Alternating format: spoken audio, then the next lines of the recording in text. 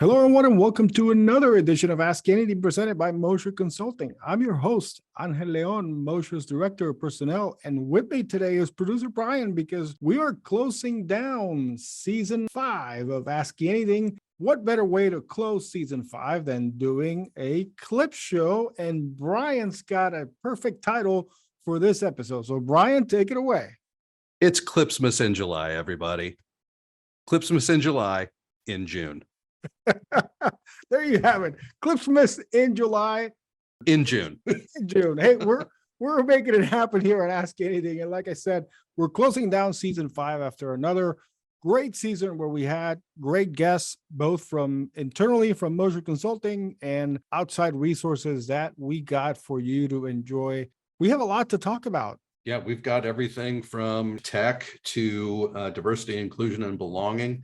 We hit data assessment. We hit job benchmarking. We hit generative AI. We hit the day in the life of a data consultant. So we've picked out some things from a couple of our different episodes that just really stood out to us as favorite moments. Yeah, I'd agree. And we had some, as you mentioned, some more deep dive into other topics that are not necessarily technical in nature, like our episode about finding your calling with Dave Rodriguez. We also had a stress and resilience episode with Leslie McKellar, who actually joined us twice this season to also talk to us about emotional intelligence. And I'm not being biased here or saying that this is my personal favorite, but I really identified a lot with the Alex Berry episode in which we talked about identifying and overcoming imposter syndrome.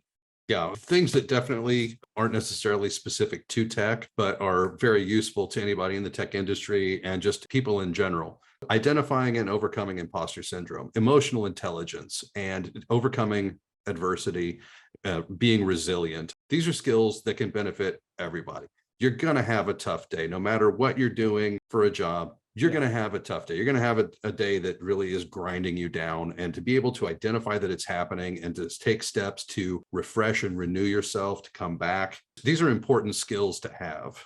Yes, I agree 100%, especially that episode really showed us a lot about things that we were doing. I mean, we talked about your example with the issue that you had, the technical issue, and how you felt, how I felt in the example I provided. So I don't want to go too much into detail because I definitely want you guys to go back and listen to that episode because it was really impactful, I think, for everybody who've heard it. We've received great feedback on it. It's a topic that I don't think gets discussed a lot, honestly. Yeah, please go back and enjoy my waking nightmare. Oh, what is happening? Nothing is working and nothing I do is fixing it. Nope, not asleep. This is real. Yes. When we have those imposter thoughts or we're just absolutely crushed with doubt because something unexpected has occurred, it's amazing how quickly we bury our 23 years of experience.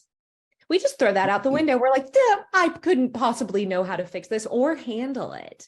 So that immediate self-talk that says, I don't know how to handle this. I don't know what to do. When in fact, that's not true because you've handled a million things that are similar, maybe not this exact scenario, but at this point in the game, as working professionals, most of us, even as brand new professionals, if there's a brand new professional listening, you have handled something that has gone wrong.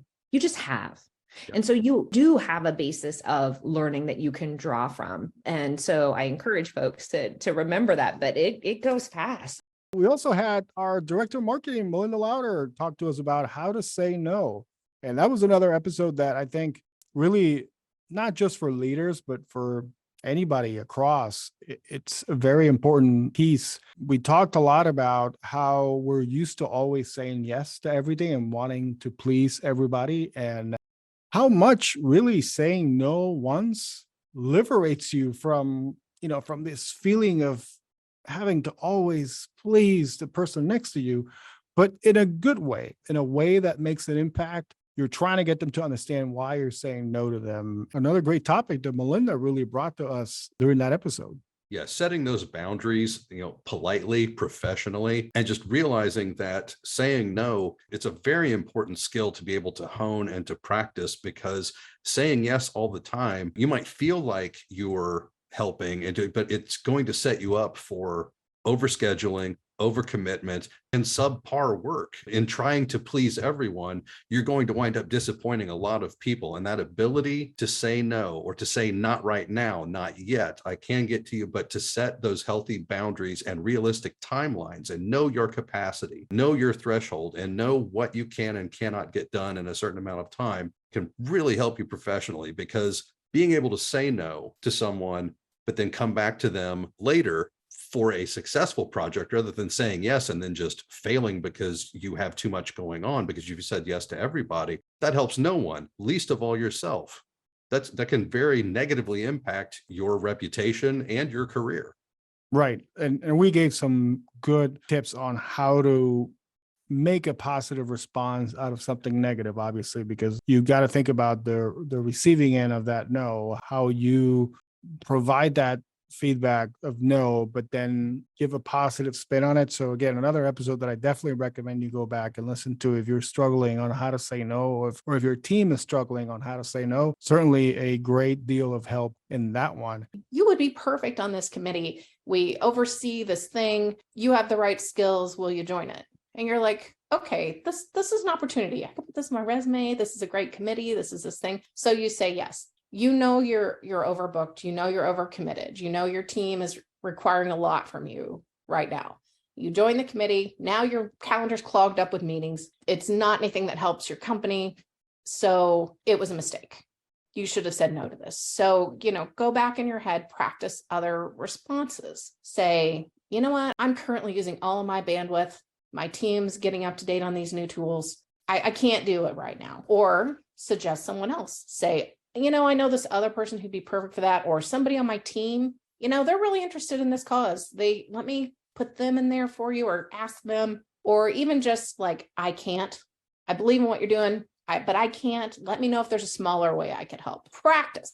And then I'm going a little bit backwards on the calendar here, because we also talked about something that it's a topic on everybody's mind right now. And it was back then in early March when we spoke about this, and that was generative AI. I feel at the time we had back-to-back episodes on that topic, and we spoke about generative AI and how it could replace some positions and how it could really endanger some positions currently in the workplace right now because of what AI was gaining to do. And as we've seen over the last 3 months, ever since we published those episodes, it's evolving, I feel, on a daily basis. So really good, impactful information on how AI can affect the workplace, the job market. And then in episode 2 of that series, we spoke about the endangered artist and what that meant for people who are artists. So musicians, painters, photographers, etc. And our guest, Stephen Peavy, provided great detail and feedback on generative AI.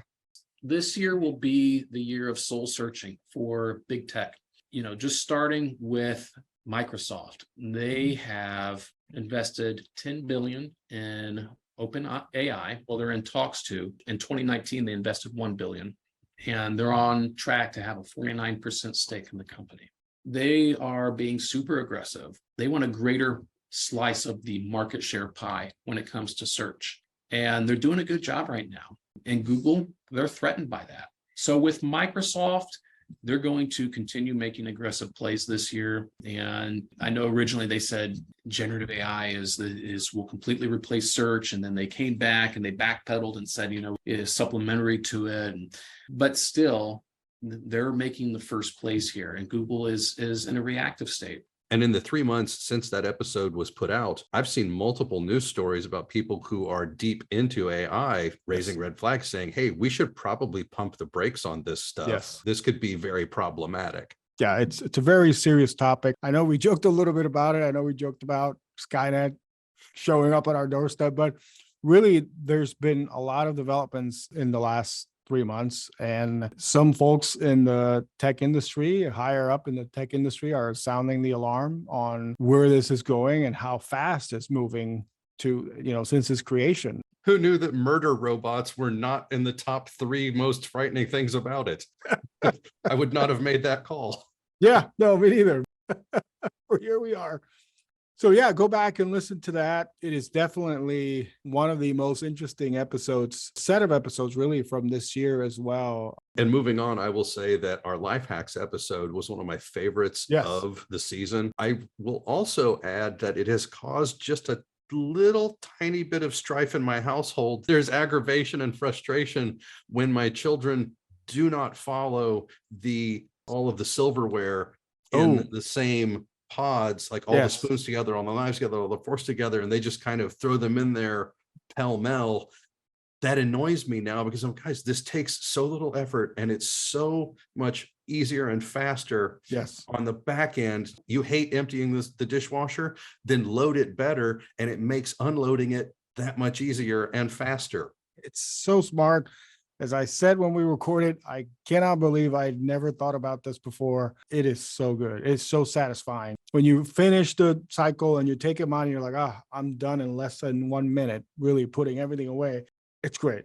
All right. So moving on from our life hacks episode, which again was an excellent episode. Go back and listen to that. We also had two great guests who spoke to us about a position that we have here in Mosier that's widely known in the industry as a business analyst. We had a great time with Mike Boris and Lori Wheeler, who you're not going to have a bad time having a discussion about anything with Mike Boris or Lori Wheeler. Yeah. Both of them are very, very passionate, very informed and knowledgeable about what they do, and just very conversational. Yes. It was really great to spend that time with them and to talk through, this area of their deep expertise. I know nothing about it. So it was fun to just kind of sit back and be like, I am awash in business analyst knowledge now. So yes. This is great.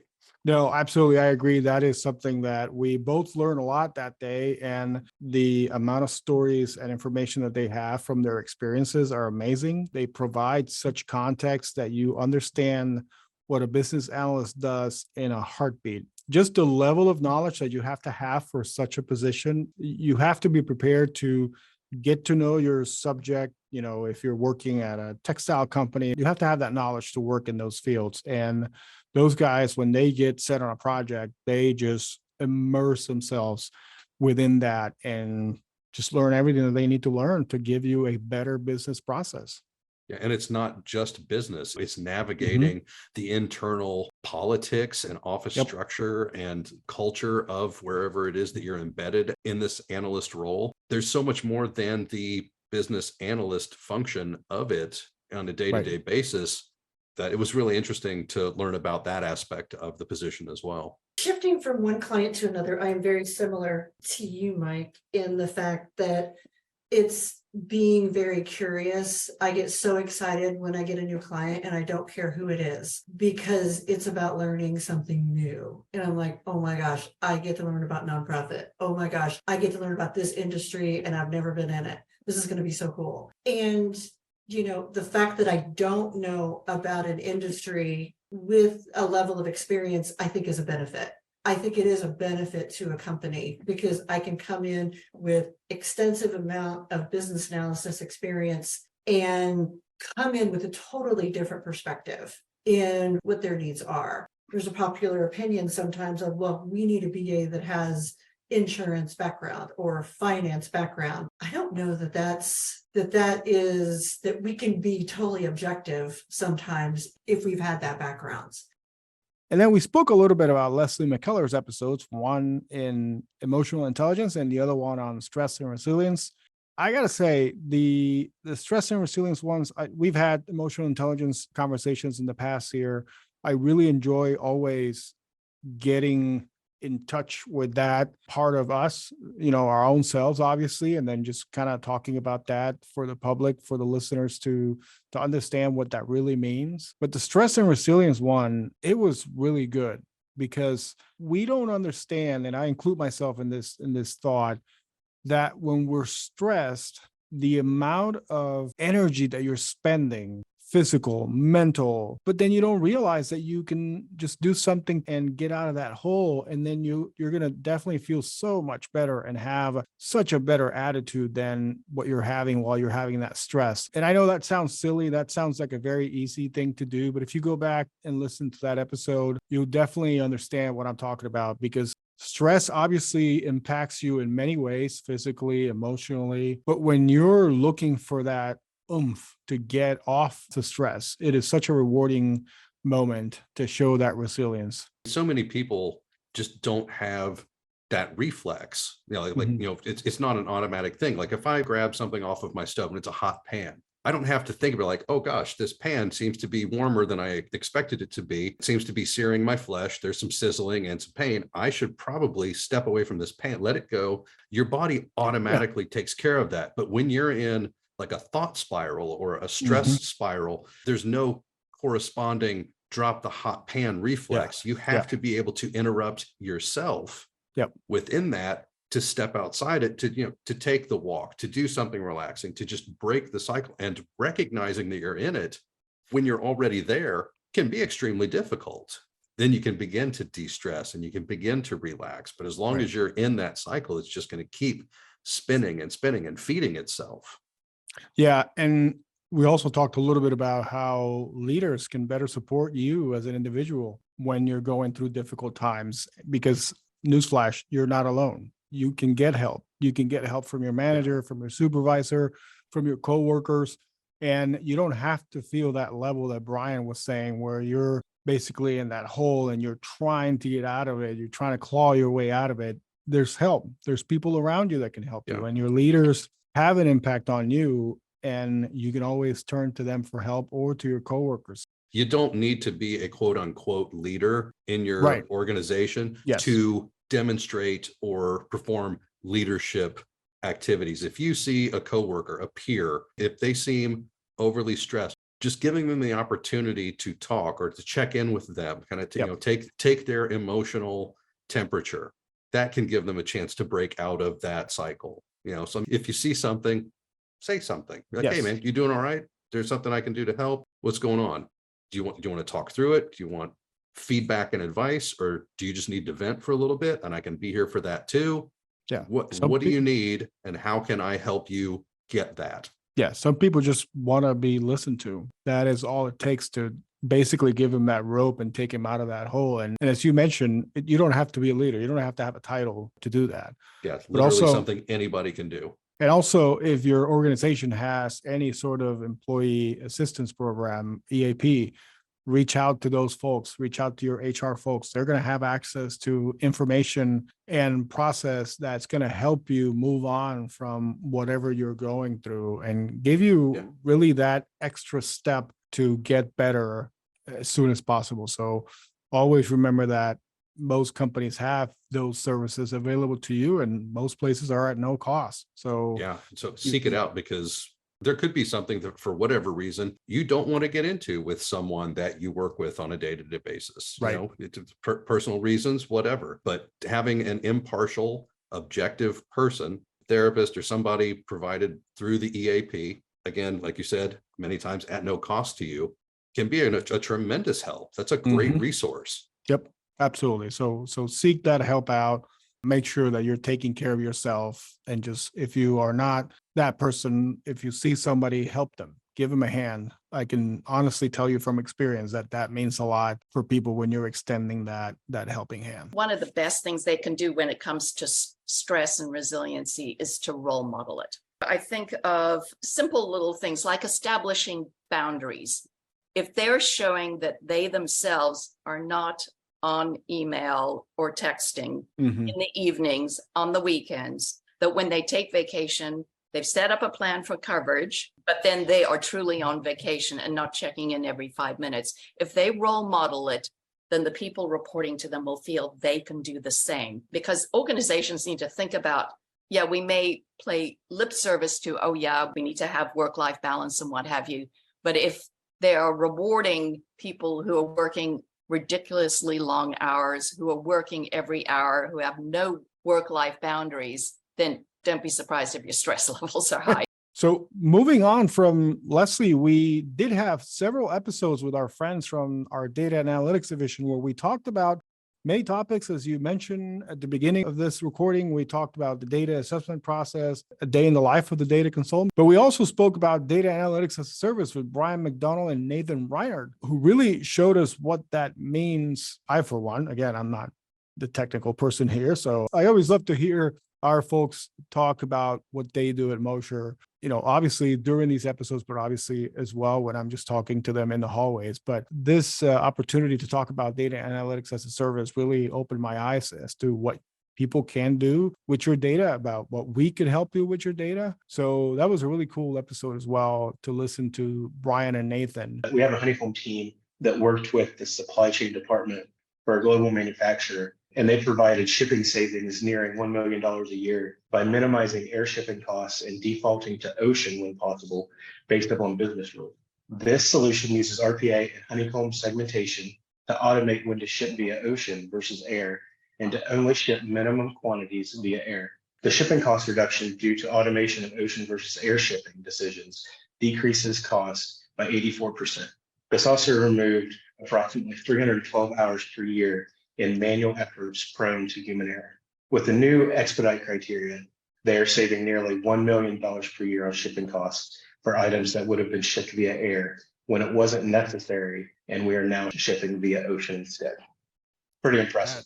Then we also had our friend, Cody Friend. Literally friend. Yes, our very good friend, Cody Friend, talk to us about the value of Honeycomb, Mosher Consulting's own data and analytics platform that you could use if you so choose. Contact us here at mosherit.com. Shameless plug. It's always interesting to dig a little deeper into it and its capabilities and its benefits across industries. Like the fact that it can be applied to government, to manufacturing, to all these different areas. Just like if you have a multi-tiered, multi-streamed data resources coming in across your thing, like just to be able to navigate that, synthesize it, make sense of it, and get actual usable, searchable, valuable information from that. It's always interesting to learn about from my perspective as someone who has no chance of touching that technology or anything it ever. Like I sit here and engineer our podcast and make videos.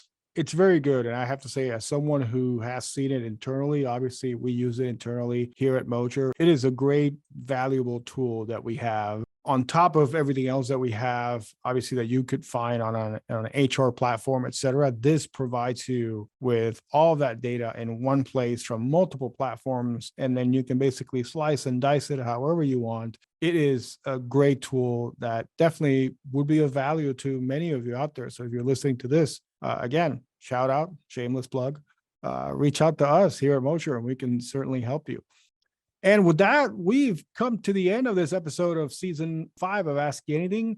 We hope you've enjoyed this season as much as we have, producing it, recording it, and doing everything attached to developing these episodes. I know I speak for Brian when I say that we really enjoy bringing this to you the way that we do. We are going to be taking a little bit of a break here in the summer. Of course, we have families and we have trips planned and we have things that we like to do. It is summer vacation time, people. Woo! Yes.